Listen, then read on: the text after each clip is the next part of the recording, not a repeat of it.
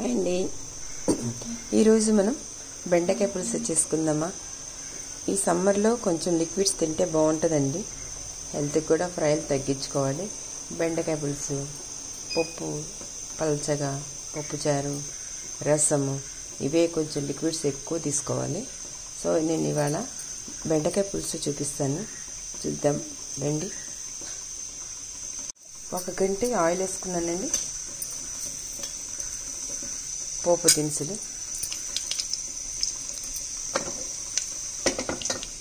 పులుసు అందరికీ వచ్చు, కానీ ఒక్కొక్క చేతి వాటమంటారు కదా, ఒక్కొక్కరు ఒక్కో రకంగా చేస్తారు.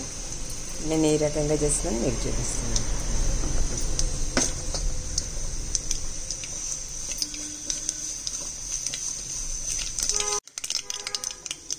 ఒక ఆనియన్ సన్నగా పీసెస్ కట్ చేసుకున్నాను.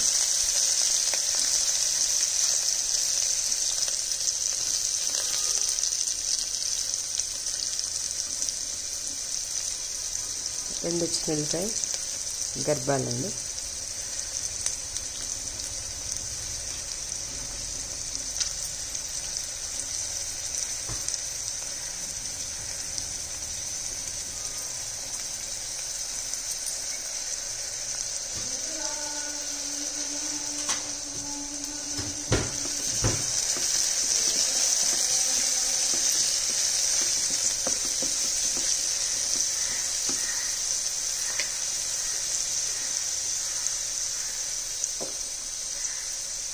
టేస్ట్కి తగ్గట్టు సాల్ట్,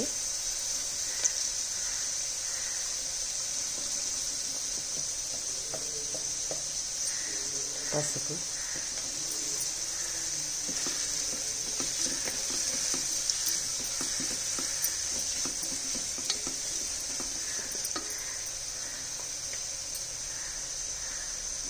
ఇప్పుడు దీన్ని బెండకాయలు వేసేసుకుందామండి. ఒక 1/4 కిలో బెండకాయని సన్నగా కట్ చేసి పెట్టుకున్నాను, మీడియం సైజులో. కొత్తిమీర, కరివేపాకు,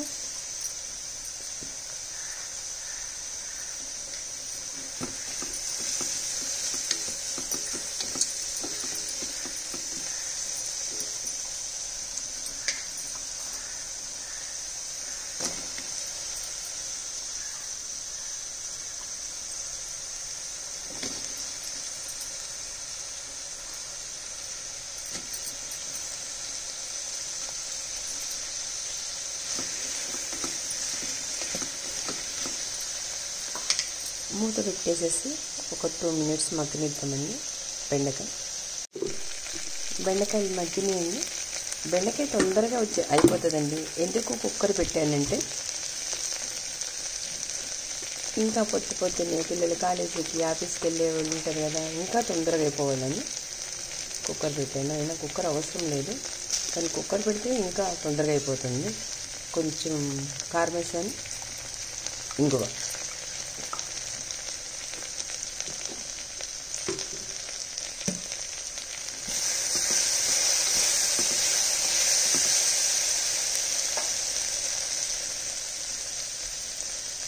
ఇప్పుడు దీంట్లో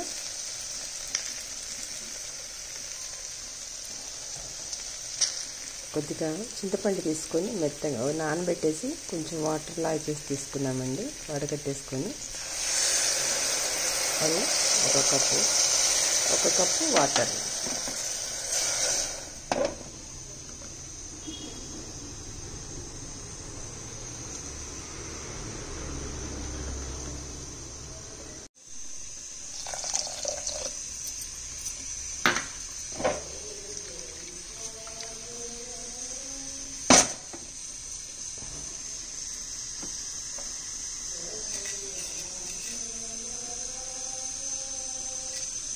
దానిలో కొంచెం ఒక 1/2 స్పూన్ షుగర్ వేసుకుందాం. ఇప్పుడు ఒక విజిల్ అండి, ఒక విజిల్తో బెండకాయ పులుసు రెడీ. దీనిలో పనసగింజలు తెచ్చుకున్నామండి, నిన్న జాక్ ఫ్రూట్ తెచ్చుకున్నాము.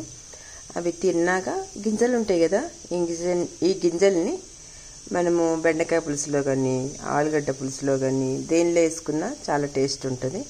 సో ఈ గింజల్ని మనం కుక్కర్లో ఒక 2 విజిల్స్ రానిచ్చేసి పక్కన పెట్టుకొని అవి ఏ పులుసులోనే వేసుకోవచ్చు. ఇప్పుడు నేను ఒక విజిల్ 2 విజిల్స్ రానిచ్చాను. పనస గింజలు పొట్టు తీసేసుకొని పెట్టుకున్నాను అండి. ఇదిగోండి ఇలా ఉంటుంది మంచిగా. ఇప్పుడు ఇవి దీంట్లో వేసేసుకుందాము. చాలా బాగుంటాయండి.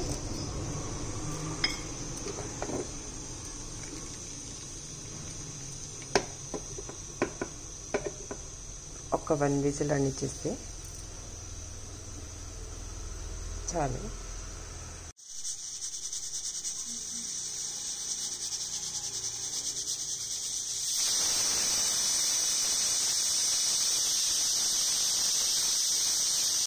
ఇప్పుడు చూద్దామా. అయిపోయిందండి. ఒక విజిల్ వేస్తే చాలండి.